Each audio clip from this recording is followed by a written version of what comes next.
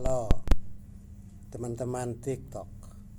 1 Petrus 4 ayat 7-11 itu bicara tentang hal kedatangan kembali Tuhan Yesus. Penulis sebutkan begini: kesudahan segala sesuatu sudah dekat. Artinya jemaat sedang hidup di zaman akhir, dan akhir zaman itu sudah ada di ambang pintu.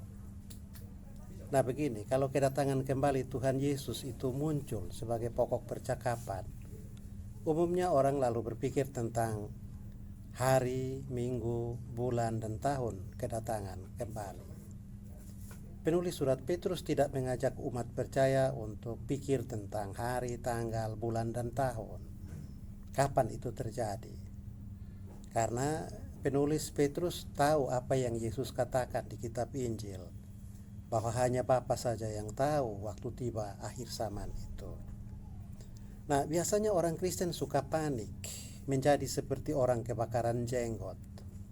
Begitu ada kabar dari peramal atau pendoa bahwa pada hari ini, tanggal, bulan, dan tahun sekian, Yesus akan datang kembali, banyak orang Kristen lalu pontang-panting. Kalian mungkin tidak tahu, tapi di tahun 2002 ada banyak orang Kristen di Timor yang menjual rumah, tanah, dan ternak, harta milik mereka, lalu mereka berangkat ke Bandung. Karena ada seorang pendoa bilang Yesus akan datang di Bale Endah, Bandung, lalu hari kiamat akan terjadi. Dan ternyata hari yang disebutkan oleh pendoa itu Yesus tidak datang.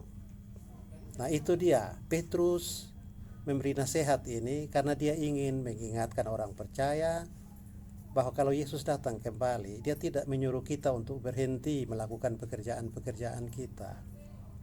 Yesus justru datang kembali untuk menguatkan dan memberi semangat supaya kita terus melakukan pekerjaan-pekerjaan baik dalam roh dan semangat yang bernyala-nyala untuk terus hidup dalam kasih, bertekun dalam doa, membaca kitab suci, serta mempraktekkan kehendak Allah dalam hidup bersesama dan bertetangga.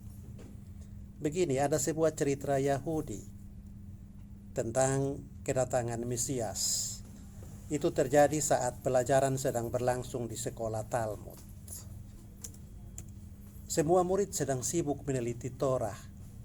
Lalu seorang tiba-tiba membuka pintu dan berkata, "Mesias sudah datang, Mesias sudah datang." Beberapa orang murid berebutan untuk keluar ke jalan menyambut Mesias. Rabi atau guru yang ada di kelas itu mencegah, berdiri di depan pintu dan berkata, "Ayo kembali duduk, selesaikan semua tugasmu. Kalau yang datang itu benar-benar Mesias, dia akan menunggu sampai setiap orang menyelesaikan pekerjaannya. Kalau kalian sedang menanam pohon, selesaikan dulu pekerjaan itu. Mesias akan menunggu kalian. Mesias tidak datang untuk membuat kita berhenti bekerja, tetapi Mesias datang menolong kita untuk terus mengerjakan tugas-tugas kita dengan benar dan dengan baik, dalam takut akan Tuhan dan mencintai sesama." Nah, penulis surat Petrus membuat nasihat yang sama dengan Rabi Yahudi tadi. Dia meminta orang Kristen yang lebih memberi perhatian pada persiapan-persiapan menyambut kedatangan Mesias itu. Tidak usah lari terbirit-birit, bikin sibuk diri dengan urusan yang aneh-aneh, bermanuver seperti orang sinting. Yang dilakukan Yesus kalau dia datang kembali adalah mendorong orang-orang percaya untuk hidup dalam kasih, bertolong-tolongan, dan menjalani kesucian dan kekudusan. Sebenarnya sih ada dua sikap menjelang momen yang menentukan, atau waktu di mana seseorang atau sesuatu yang penting itu akan segera terjadi. Sikap pertama adalah stres, tegang, panik, lalu membuat hal yang tidak biasa, seperti menjual rumah, tanah, seperti yang tadi saya sebutkan tadi. Kalau jujur, kepanikan itu biasanya terjadi karena kita masih ragu-ragu, tidak siap diri untuk menerima Yesus. Itu karena selama masa hidup normal, dia tidak jalani hidup sesuai dengan perintah dan kehendak Allah. Nah, coba lihat situasi sekarang menjelang pemilu. Ada orang yang bikin manuver sebelum 14 Februari 2024, yang mereka bikin manuver membabi buta, pamer diri, menunjukkan kebaikan, belusukan ke tempat di mana-mana yang dianggap potensial, itu tanda karena tidak percaya diri dan juga tidak meragukan akan mendapatkan hasil yang baik. Nah, penulis surat Petrus menghimbau orang Kristen di Pontus, Galatia, Bitinia untuk tidak bertindak seperti orang mabuk yang kehilangan akal sehat. Jalani saja hidup seperti biasa, kata penulis Petrus. Kepanikan justru membuat hidup menjadi tidak tenang. Itu bukan tindakan yang lahir dari kesadaran batin yang murni dan bersih, melainkan hanyalah akrobatik kekanak-kanakan. Nah, ada dua resep dari penulis surat Petrus dalam menyikapi kedatangan kembali Tuhan Yesus dengan arif atau menjadi orang Kristen yang dewasa. Yang pertama, pertahankan semangat hidup di dalam kasih yang bersifat kembar.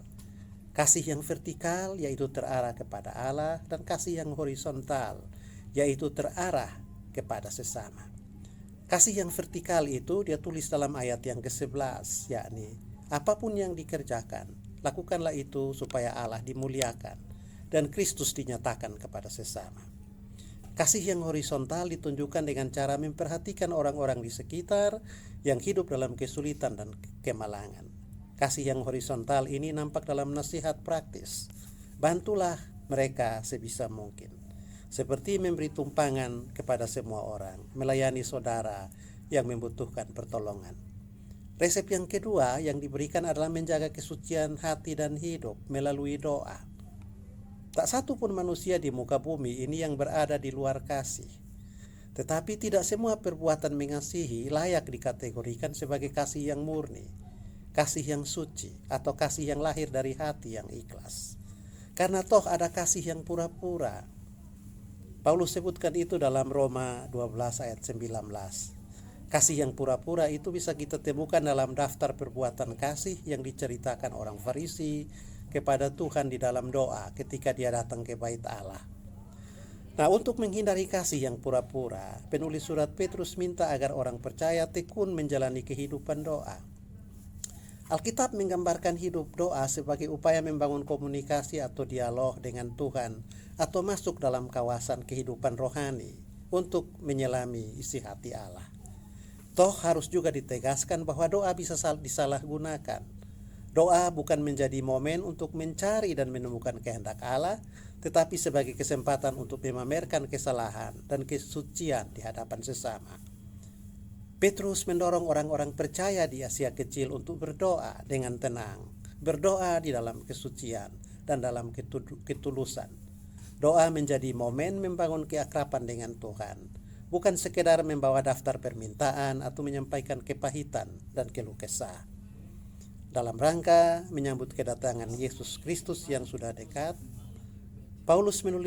Petrus menulis surat kepada jemaat di Asia Kecil untuk merawat relasi rangkap dua dalam kehidupan rohani. Relasi yang pertama adalah ketekunan untuk hidup dalam alam roh, persekutuan dengan Tuhan. Relasi yang kedua adalah kesediaan untuk ambil bagian dalam aktivitas sosial, menjadi sesama bagi saudara-saudara yang hidup dalam kesulitan dan kesukaran.